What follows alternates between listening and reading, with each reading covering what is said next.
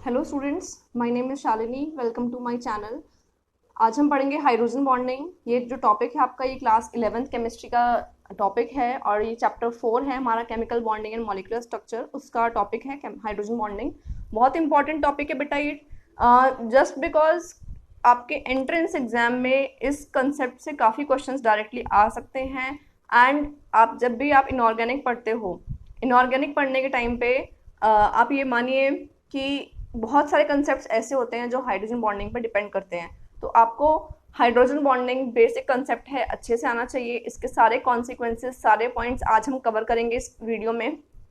जितने possible questions हो सकते हैं, कितने एग्जाम्पल्स हो सकते हैं, हम सभी कवर करेंगे। तो आज हम पढ़ेंगे हाइड्रोजन बॉन्डिंग, उसकी डेफिनेशन के बारे में, उसके एग्जाम्पल्स के बारे में, इसके टाइप्स के बारे में और साथ ही इसके कॉन्सिक्वेंसेस के बारे में। ठीक है, तो चलिए आज की वीडियो हम स्टार्ट करते हैं। तो बेटा डेफिनेशन क्या है हाइड्रोजन बॉन्डिंग की? हाइड्रोजन बॉन्डिंग होती है, hydrogen bonding is a special type of dipole dipole attraction. पहली बात तो हाइड्रोजन बॉन्डिंग का नाम ही गलत है। It is not a bonding. Bonding होती है प्रॉपर दो एटम्स के बीच में अट्रैक्शन, जो कोवलेंट, आयनिक या कोऑर्डिनेट बॉन्डिंग होती है। But hydrogen bonding is not in these three types. Hydrogen bonding एक अलग ही अट्रैक्शन है, बट इसका नाम हाइड्रोजन बॉन्डिंग है। तो ये एक अट्रैक्शन है। Basically it is dipole dipole attraction, मतलब जहाँ डाइपोल है किसी भी एटम में, ना कोई मॉलिक्यूल है वो डाइपोल में एग्जिस्ट कर रहा है और साथ में ही दूसरा मॉलिक्यूल है उसमें भी डाइपोल है, तो उन में अट्रैक्शन हो सकती है, उसको हम हाइड्रोजन बॉन्डिंग बोलेंगे। It is not a covalent bond. ठीक है, ये कोवलेंट बॉन्ड नहीं है, ये ध्यान रखना आपको। It result from the attractive force between hydrogen atom covalently bonded to a very electronegative atom. तो यहाँ पे हमारे पास एक कंडीशन है, वो एक कंडीशन ये है कि हमारा जो हाइड्रोजन एटम है वो बॉन्डेड होना चाहिए, किससे? कोवलेंटली बॉन्डेड होना चाहिए हमारे इलेक्ट्रोनेगेटिव एटम से डायरेक्टली। तो इलेक्ट्रोनेगेटिव एटम कौन सा होगा हमारे पास? यहाँ पे बेटा देख लीजिए, लिखा हुआ है नाइट्रोजन, ऑक्सीजन या फ्लोरीन। तो ये तीन हमारे इलेक्ट्रोनेगेटिव एटम है। अगर इनसे किसी भी मॉलिक्यूल में हाइड्रोजन डायरेक्टली बॉन्डेड है तो उसे हम हाइड्रोजन बॉन्डिंग बोलते हैं। तो आप साइड में डायग्राम देखिए, मैं हाईलाइट कर देती हूँ डायग्राम को। पहला डायग्राम है HF का। एक HF मॉलिक्यूल है और दूसरा HF मॉलिक्यूल है। इनके बीच में ब्लू कलर की डॉटेड लाइन आपको नजर आ रही है बेटा, है ना? ये है हाइड्रोजन बॉन्डिंग। एक HF मॉलिक्यूल दूसरे HF मॉलिक्यूल से अट्रैक्ट हो रहा है, उसको अट्रैक्ट कर रहा है, जिसे हम हाइड्रोजन बॉन्डिंग बोलेंगे। तो ये हाइड्रोजन बॉन्डिंग किस तरह से हो रही है? हाइड्रोजन बॉन्डिंग के लिए फ्लोरीन के साथ हाइड्रोजन कनेक्टेड है, मतलब फ्लोरीन इज इलेक्ट्रोनेगेटिव एलिमेंट, तो उससे कनेक्टेड है हाइड्रोजन। ठीक है, साथ में यहाँ पे डाइपोल बनना चाहिए। अभी हम डिस्कस कर रहे थे डाइपोल क्या होता है। Dipole means two charges, two different types of poles, that is positive pole and negative pole should be there. तो यहाँ पे फ्लोरीन पे हमारा माइनस पार्शियल नेगेटिव चार्ज होना चाहिए एंड हाइड्रोजन पे पार्शियल पॉजिटिव चार्ज होना चाहिए।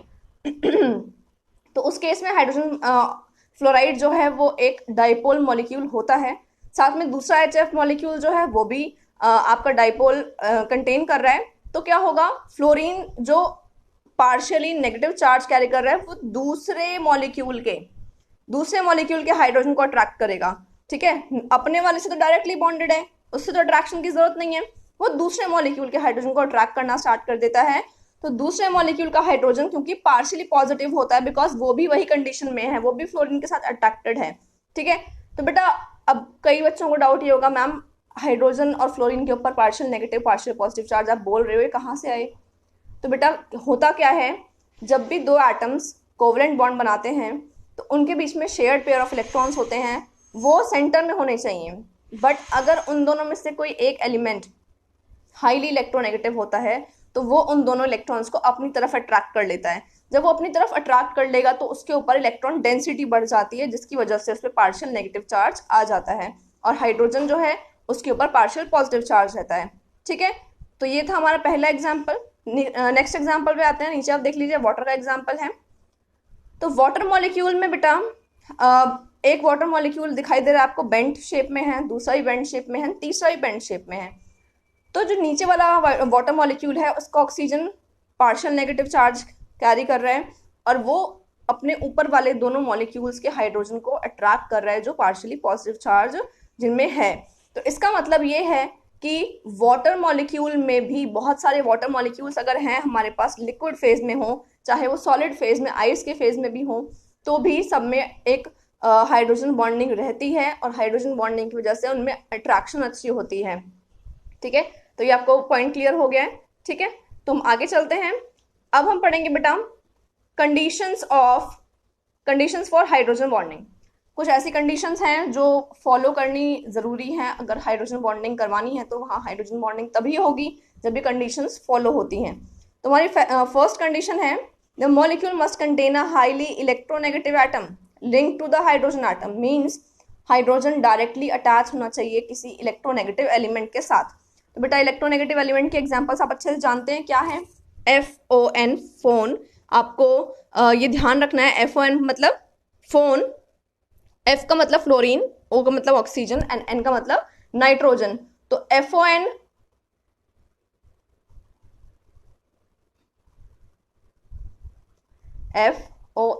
Fluorine maximum electronegative, oxygen second number पे एंड नाइट्रोजन थर्ड नंबर पे।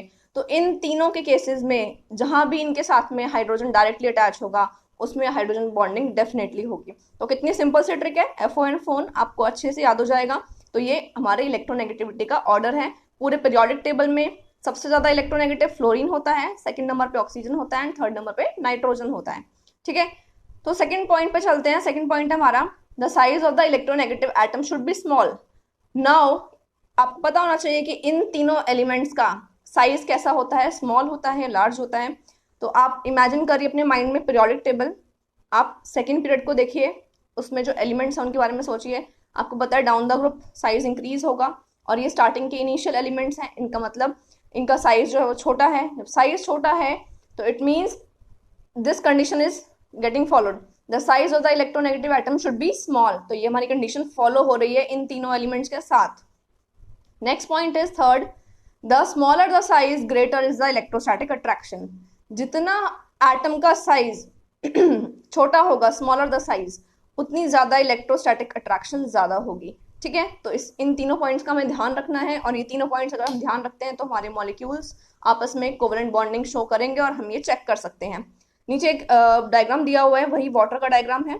तो वाटर के केसेस में बेटा यहाँ पे भी देख रहे हैं आप, ऑक्सीजन है, ऑक्सीजन इलेक्ट्रोनेगेटिव भी होता है और कहाँ प्रेजेंट है ये हमारे सेकंड ग्रुप का, सेकंड पीरियड का एलिमेंट है, मीन्स साइज भी छोटा है इसका एंड हाइड्रोजन डायरेक्टली अटैच है इसके साथ में। तो इनके पास हाइड्रोजन बॉन्डिंग की टेंडेंसी है और एक मॉलिक्यूल अपने नेबरिंग मॉलिक्यूल को अच्छे से अट्रैक्ट कर सकता है। इसी तरह से बहुत सारे मॉलिक्यूल्स अगर हैं, थाउजेंड्स ऑफ मॉलिक्यूल्स हैं, तो हर एक मॉलिक्यूल अपने नेबरिंग मॉलिक्यूल्स को अट्रैक्ट कर रहा है, वाइस वर्सा सारे अट्रैक्ट कर रहे हैं। तो इस वजह से उसका बॉइलिंग पॉइंट बढ़ जाता है और बहुत सारी कॉन्सिक्वेंसेज इसी वजह से डेवलप होती हैं। ठीक है, आगे चलते हैं, हम एग्जाम्पल्स की बात करते हैं। बेटा पहला एग्जाम्पल HF है। अब यहाँ पे आपको अच्छे से क्लियर हो रहा है डायग्राम देख करके कि partial negative and partial positive charge कैसे डेवलप हो रहे हैं। Fluorine is having partial negative charge, आपको दिखाई दे रहा है। यहाँ पे फ्लोरीन के ऊपर पार्शियल नेगेटिव चार्ज है ये वाला, और उसके साथ में जो दूसरा मॉलिक्यूल है उसके नेबर में, उसमें हाइड्रोजन के ऊपर पार्शियल पॉजिटिव चार्ज है, जिसकी वजह से इन दोनों के ऊपर क्या है, अट्रैक्शन की कंडीशन आ रही है। सिमिलरली हैपनिंग हेयर, उसके थर्ड मॉलिक्यूल में भी यहाँ देखिए आप, वही फ्लोरीन पार्शियल नेगेटिव चार्ज है और हाइड्रोजन जो है वो पार्शियल पॉजिटिव चार्ज कैरी कर रहा है। इट मीन्स इनमें क्या होगी, यहाँ पे हाइड्रोजन बॉन्डिंग देखिए लिखा हुआ है, हाइड्रोजन बॉन्डिंग। तो ये हाइड्रोजन बॉन्डिंग क्यों डेवलप हुई, because of dipole dipole condition ये डेवलप हो गई। ठीक है, तो हम आगे चलते हैं।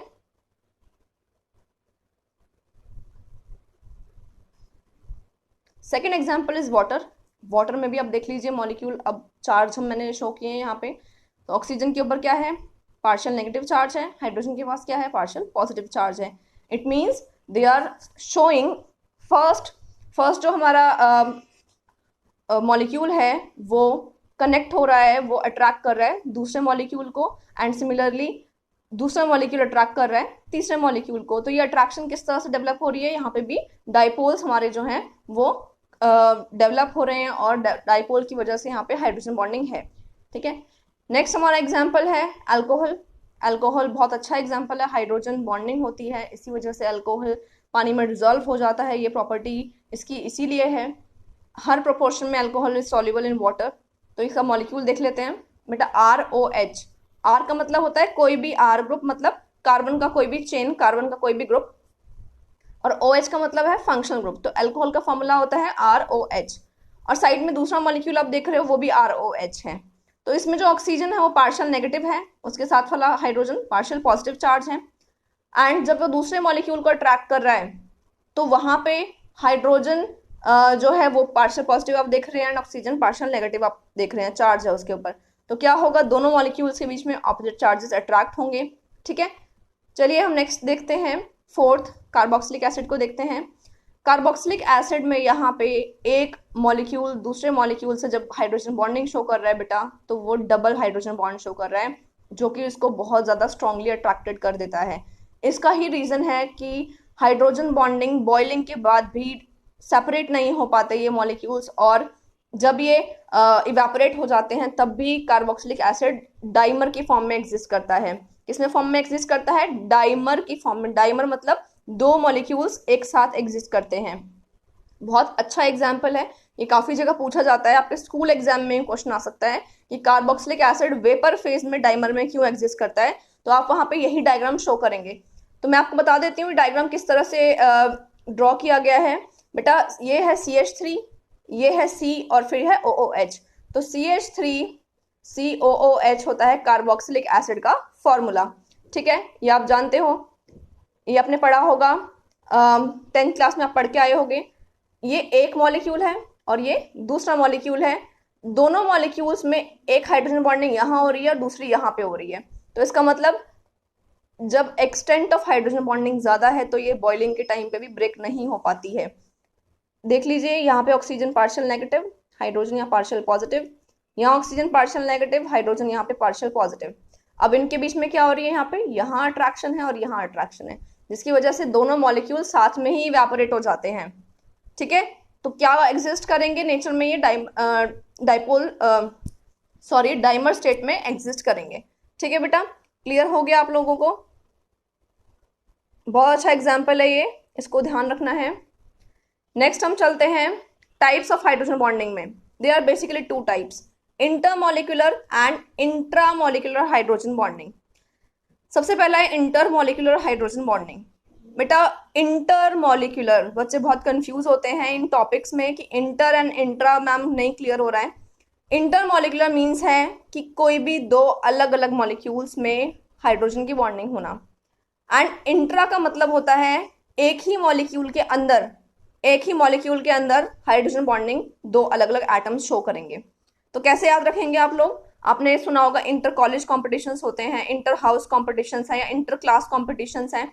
उसका मतलब होता है, इंटर स्कूल का मतलब दो अलग अलग स्कूल्स के स्टूडेंट में कंपटीशन है, इंटर कॉलेज मतलब दो अलग अलग कॉलेज के स्टूडेंट्स के बीच में कंपटीशन है, इंटर क्लास मीन्स दो अलग अलग क्लासेस। तो आप इंटर का मतलब समझिए दो अलग अलग मॉलिक्यूल्स की बात हो रही है। इंट्रा सेलुलर फ्लूइड, नीट वाले बच्चे जानते हैं, इंट्रा सेलुलर मतलब सेल के अंदर का फ्लूइड, मतलब एक ही मॉलिक्यूल के अंदर की बात हो रही है। तो यहाँ पे हमारे पास जो डिस्कशन के लिए टॉपिक है इंटरमॉलिक्यूलर हाइड्रोजन बॉन्डिंग, मतलब दो अलग अलग मॉलिक्यूल्स की बात हो रही है। तो डेफिनेशन देख लेते हैं। This occurs when the hydrogen bonding is between hydrogen atom of one molecule and an atom of electronegative element of another molecule.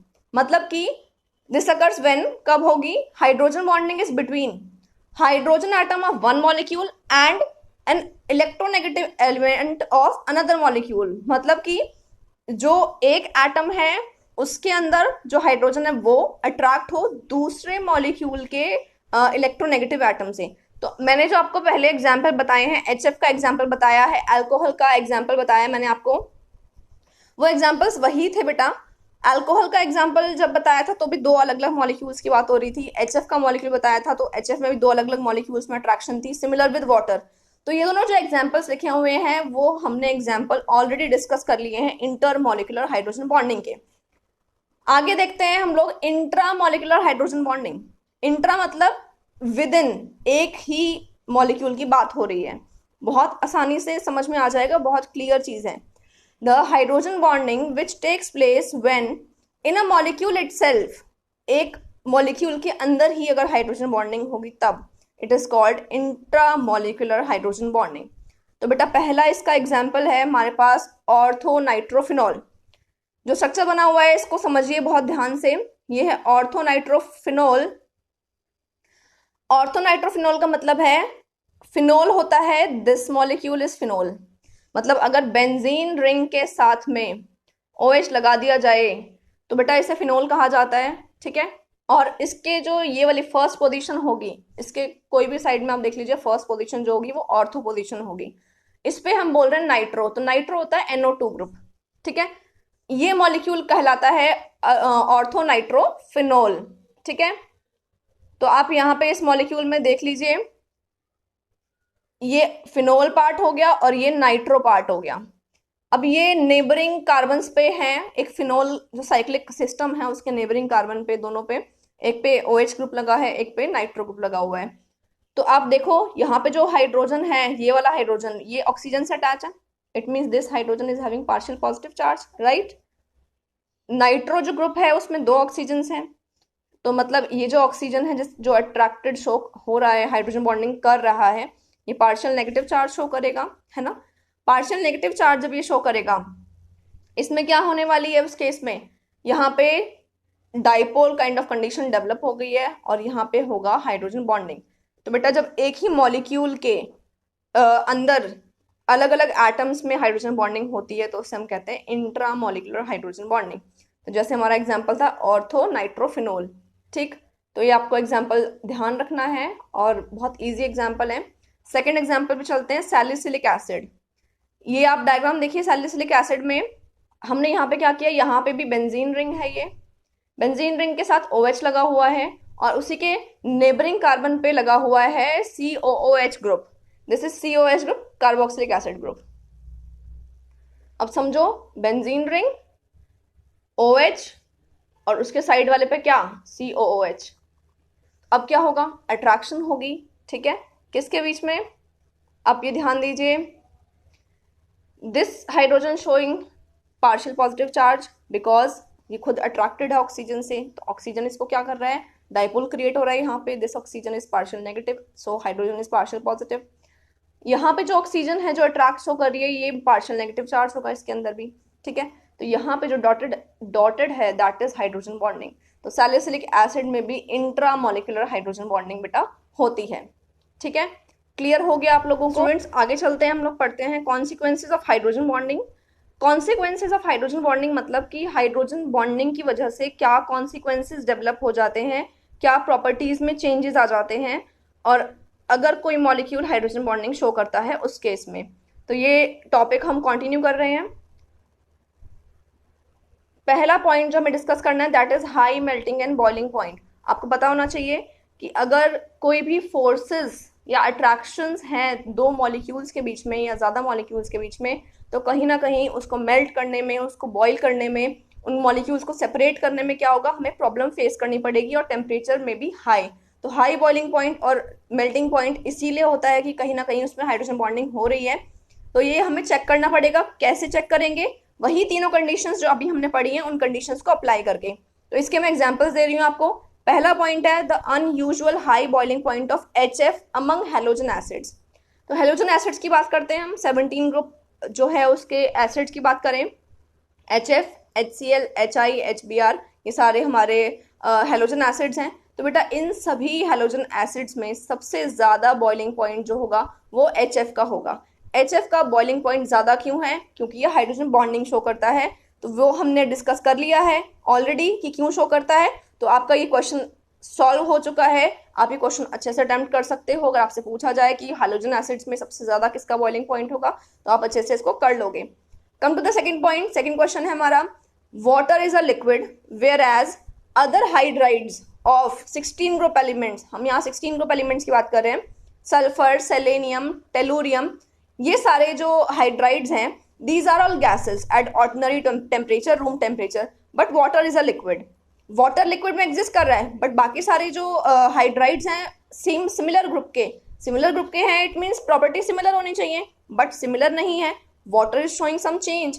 तो रीजन क्या है, वाटर में हाइड्रोजन बॉन्डिंग होती है, वो भी हमने पढ़ा है क्यों होती है। तो आपको ये क्लियर हो गया कि वाटर हाइड्रोजन बॉन्डिंग की वजह से उसका बॉइलिंग पॉइंट ज़्यादा रहता है, वो रूम टेम्परेचर पे बॉईल नहीं हो पाता है। बाकी सारे क्या हैं, उनमें हाइड्रोजन बॉन्डिंग नहीं है, वो इवापोरेट हो जाएंगे, बॉईल हो जाएंगे, और उनका रूम टेम्परेचर पे एग्जिस्टेंस कैसा रहेगा, गैसियस फॉर्म में रहेगा। तो सेकेंड क्वेश्चन भी डन हमारा। Come to the third point, NH3 has higher boiling point than PH3। अगर हमें दोनों में कंपेयर करना है तो आप ये चीज ध्यान रखें, कौन से ग्रुप की बात हो रही है यहाँ पे, ग्रुप नंबर 15 की बात हो रही है, नाइट्रोजन फैमिली। नाइट्रोजन के नीचे आता है फॉस्फोरस इन दैट ग्रुप। तो अमोनिया का बॉइलिंग पॉइंट ज्यादा है एज कंपेयर टू PH3, क्योंकि अमोनिया में NH3 में क्या होता है, हाइड्रोजन बॉन्डिंग होती है। क्यों होती है बेटा, कंडीशंस फॉलो होती हैं क्या, खुद सोचो। नाइट्रोजन, बताया था मैंने आपको, nitrogen is a good electronegative element, third most electronegative element है। NH3 हाइड्रोजन बॉन्डिंग करेगा just because of this reason. Come to point number 4, ethanol has higher boiling point than diethyl ether. Ethanol का boiling point जो है वो ज्यादा होता है as compare to diethyl ether.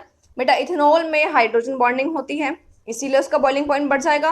And diethyl ether में ऐसा नहीं होता है, उसमें हाइड्रोजन बॉन्डिंग नहीं हो सकती है। आप फंक्शनल ग्रुप जब पढ़ेंगे आपको पता लग जाएगा। डाईइथाइल ईथर ईथर होते हैं ROR-, उनमें हाइड्रोजन बॉन्डिंग नहीं होती है। हाइड्रोजन बॉन्डिंग नहीं होगी तो उनका बॉइलिंग पॉइंट कंपैरेटिवली कम होगा।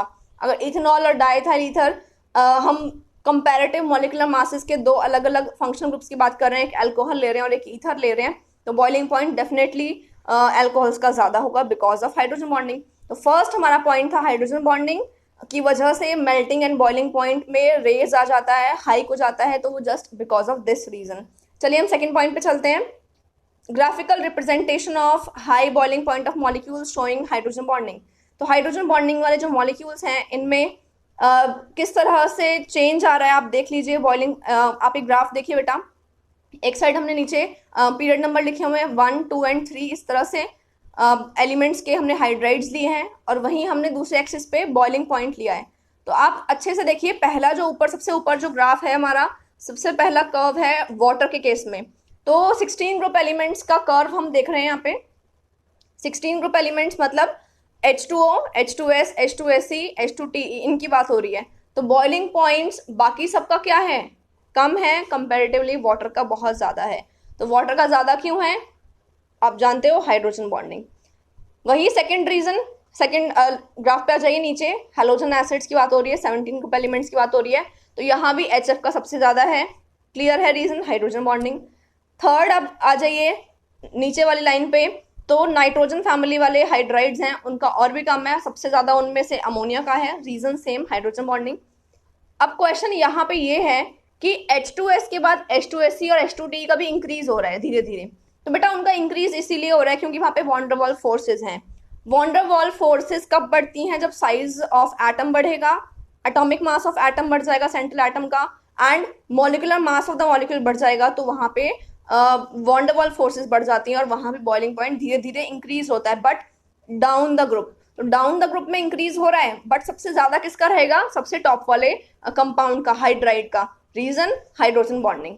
ठीक है, now we are coming to the second point, solubility, second effect.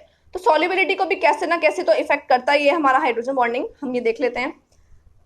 The compounds which can form hydrogen bonds with the covalent molecules are soluble in that solvent। मतलब जो molecules water के साथ अगर hydrogen bonding कर सकते हैं तो वो वाटर में सॉल्युबल हो सकते हैं। वही एग्जांपल है कि अमोनिया, अल्कोहल वाटर में सॉल्युबल होते हैं। तो डायग्राम देख लेते हैं हम लोग, बहुत क्लियर डायग्राम है। पहला डायग्राम देखिए अल्कोहल एंड वाटर का, एक मॉलिक्यूल अल्कोहल, एक मॉलिक्यूल वाटर, फिर अल्कोहल, फिर वाटर। आप ऊपर डाइपोल चार्जेस भी देख रहे हैं, डाइपोल डेवलप हो रहा है, अच्छे से ट्रैक कर रहे हैं, इसी वजह से इनके बीच में पिंक डॉटेड जो दिखाया हुआ है दैट इज हाइड्रोजन बॉन्डिंग।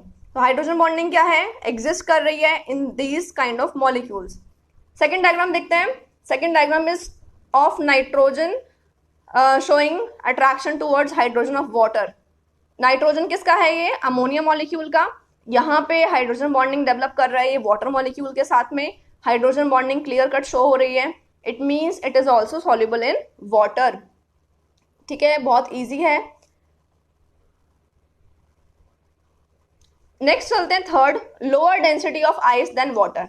तो आइस के केस में लोअर डेंसिटी होती है वाटर से। वैसे आप जानते हैं किसी भी मटेरियल का अगर आप लिक्विड स्टेट लें और सॉलिड स्टेट लें तो सॉलिड स्टेट ज़्यादा डेंस होता है। सॉलिड स्टेट अगर डेंस ज़्यादा होता है तो क्या करेगा वो, अगर आप उसको लिक्विड स्टेट में डालेंगे तो वो डिप कर जाएगा, नीचे चला जाएगा, सिंक कर जाएगा, इन द बॉटम सेटल हो जाएगा। But it is different with the case of ice. आप सबको अच्छे से याद होगा, अगर आप कोल्ड ड्रिंक पीते हो और उसमें आइस आपने डाली है थोड़ी सी, तो वो टॉप पे ही फ्लोट करती रहेगी, कभी आइस जो है वो नीचे सिंक नहीं करती है।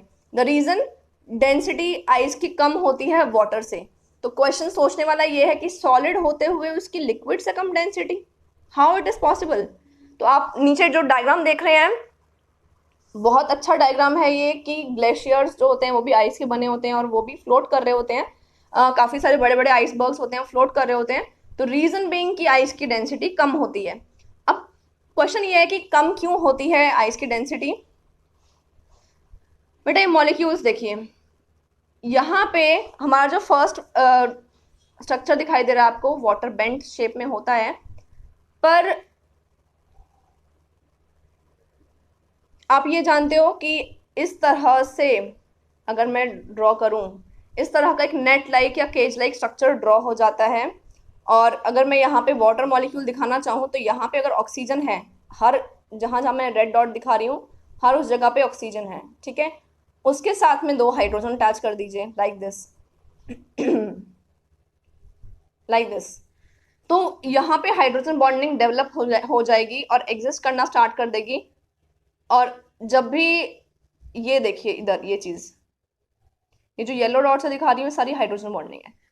तो होता क्या है, जब हम पानी को रखते हैं फ्रिज में फ्रीज होने के लिए, तो वाटर के पास सफिशिएंट टाइम होता है कि वो धीरे धीरे धीरे धीरे सेटल डाउन होना शुरू हो जाए और वो एक पर्टिकुलर अरेंजमेंट में, जिस तरह से क्रिस्टल लैटिस होता है उसी अरेंजमेंट में एटम्स मॉलिक्यूल्स अपने आप को अरेंज कर लें। जब हम किसी भी सॉल्वेंट को फ्रीज करते हैं, जब उनको सफिशिएंट टाइम मिलता है तो एक प्रॉपर ज्योमेट्री सेट करते हैं। अगर आप जानते हो, आप स्कूल जाते हो तो प्रेयर होती है, तो बच्चे क्या करते हैं, वो असेंबली में 1 हैंड का गैप लेकर के खड़े होते हैं, 1 हैंड डिस्टेंस में खड़े होते हैं, प्रॉपर सिमेट्री में खड़े होते हैं। लेफ्ट राइट में भी अगर आप देखोगे तो आप प्रॉपर एक लाइन बन रही होगी, इस तरह से लाइन बननी चाहिए, वो चीज होगी। तो बेटा वही चीज है यहाँ पे भी, अगर हमने टाइम दिया है तो मॉलिक्यूल्स एक के बाद एक बहुत अच्छे से अरेंज होते जाएंगे, ठीक है। जब वो अच्छे से अरेंज होंगे तो एक पर्टिकुलर डिस्टेंस पे सेट हो जाएंगे और उनके हर साइड में हाइड्रोजन बॉन्डिंग होगी, दूसरा मॉलिक्यूल होगा, एक सिमेट्री फॉर्म हो जाएगी क्रिस्टल लैटिस की तरह। तो आप ये देख लीजिए डायग्राम, जो मैंने बताया आपको वही चीज वैसे ही है। और जो ये डायग्राम दिखाई दे रहा है आपको, तो बीच में खाली स्पेस बनी हुई है, इस खाली स्पेस को बोलते हैं हम कि यहाँ पे एक वैकेंट स्पेस है, वॉइड्स क्रिएट हो गए हैं और इस वैकेंट स्पेस में आ जाएगी एयर फिल हो जाएगी। तो इस एयर को अगर फिल हो जाएगी एयर, तो इसे हम बोलेंगे केज लाइक स्ट्रक्चर या नेट लाइक स्ट्रक्चर, ठीक है। तो नेट लाइक स्ट्रक्चर जब भी बनता है,